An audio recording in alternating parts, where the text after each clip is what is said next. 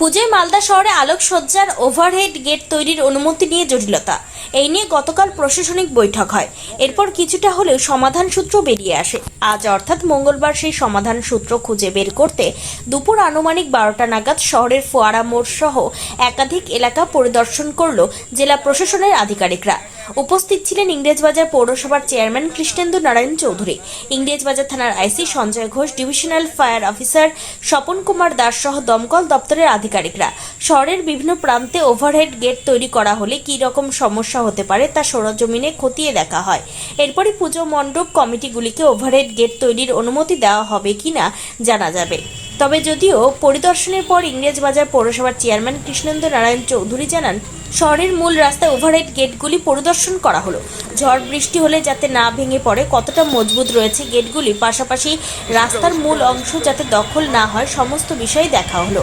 আগামীতে এই রিপোর্ট জেলা শাসকের কাছে তুলে দেওয়া হবে। তারপরই গেট তৈরির অনুমতি দেওয়া হবে ক্লাবগুলিকে।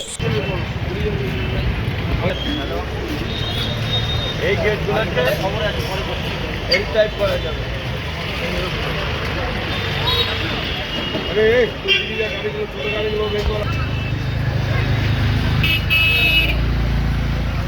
একসাথে জয়েন্ট একটা ইন্সপেকশন চলছে। তো যাই হোক, এখানে চেয়ারম্যান সাহেব আছেন, আমাদের আইসি ইংলিশ বাজার আছে, এই ডিএসপি ট্রাফিক আছে, সিআই সাহেবও আছে, ইভেন আমিও আছি।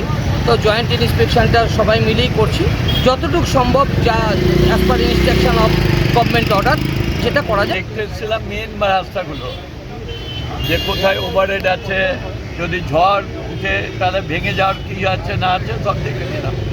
আমরা সব আছি, ডিএম সাহেবেরও প্রতিনিধি আছে, পুলিশ আছে, ফায়ার আছে, ইলেকট্রিসিটি আছে, এগুলো আমরা দেখে নিচ্ছি। দেখে নিয়ে রিপোর্ট আমরা করে দেবো, তারপরে মানে যে ক্লাবের যে পারমিশন লেটারগুলো পাবে।